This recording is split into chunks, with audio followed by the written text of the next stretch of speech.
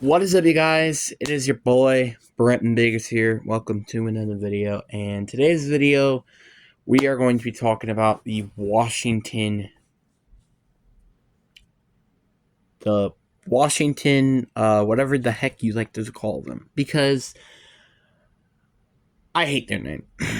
But I mean, again, that could be a completely different conversation. But before we get into today's video, like and subscribe. We are on the road to getting to 400 subscribers. But anyways, guys, enough said.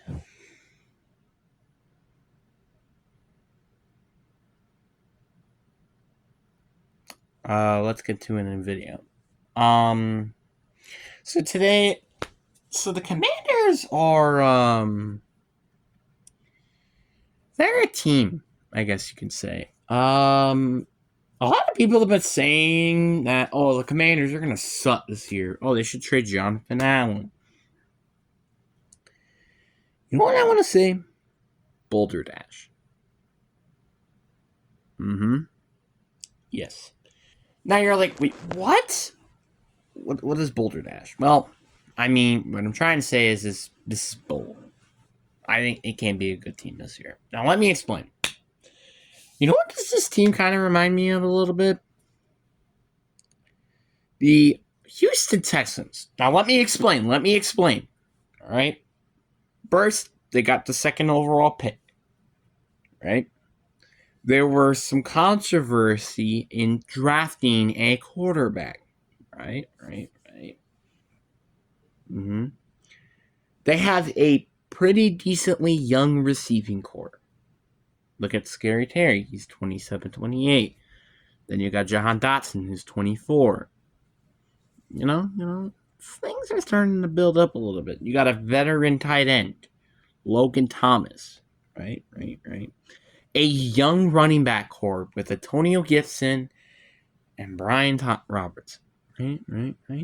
You're starting to get the point here, right? This offense kind of just feels like the Texans, you know. And then you got your defense, which you have Dan Quinn, by the way, who I imagine he could be a pretty good darn defensive coordinator. And I would be very surprised if that defense doesn't do as good as they did before with the new introducements of Darren Armstrong, Philly Lulu, and Bobby Wagner. And also, I imagine DeAndre Payne will have a better year, same thing with Jonathan Allen. So, yeah, they kind of are building a pretty solid team. And you know what? Let's compare this to the 2022 versions of the Texans. Obviously, we can arguably say that probably CJ Stroud is going to be better, let's face it. But people might disagree with me here. I think the Commanders have the better running back core here. Wide receivers, I think without a doubt, this is Texans, unfortunately. Same thing with the tight end. O-line, I will also give to the Texans, because at least they actually have an all-pro tackle, unlike this team that doesn't even have anything close to a Pro Bowl-like talent. Defensive line, I would also... D-line, I would say edge rushers, I would probably give to the Texans, but in terms of the entire D-line, I would honestly kind of say the Commanders here, because of Jonathan Allen and DeAndre Payne. Linebacking core, I would also give to the Commanders, and DBs, I will give to the Texans. Actually, I think I might give it to the Commanders. The reason why I give it to the Commanders is because they have better safeties than the Texans, and I feel like their corners are a bit more well-rounded, unlike the Texans, but I still think the Texans have a pretty decent DB.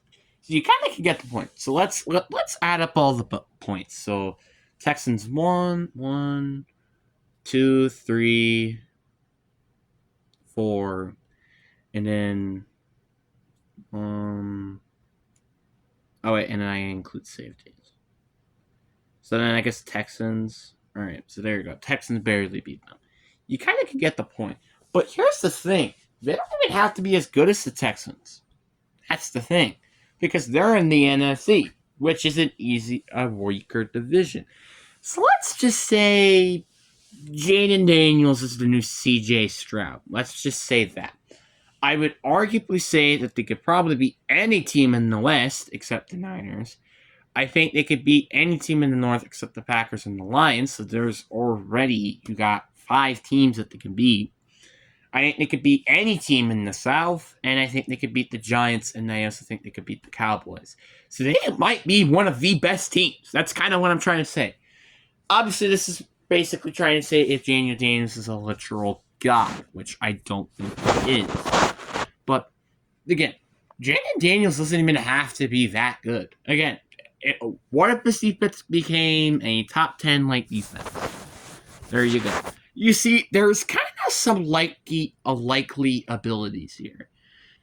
And I feel like a lot of people keep forgetting of how not great the East is going to be. Because the Cowboys are not as good as they used to be. The Eagles are better, which I guess makes sense.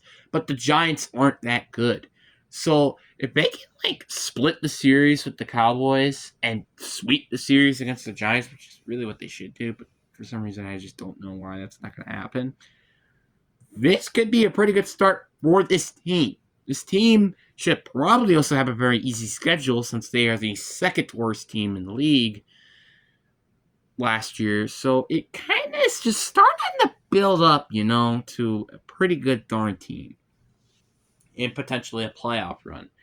Which, obviously, I wouldn't say they would win their division. Probably 5th or 6th seed, or they would probably either go against maybe the Packers or the Lions, or the Bucks, or the Saints, or the Falcons, whoever the frick wins the what I like to call the B-ranked division.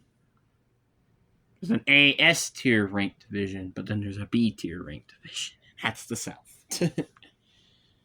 So you kind of can get the point. The point is, I think this is a very promising year for the Commanders. I feel like a lot of people are just sleeping on the Commanders for some odd reason.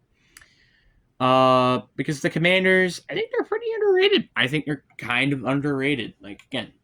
I'll say this once and I'll say it again. You got Jahan Dotson, who will have the best quarterback he's ever had so far.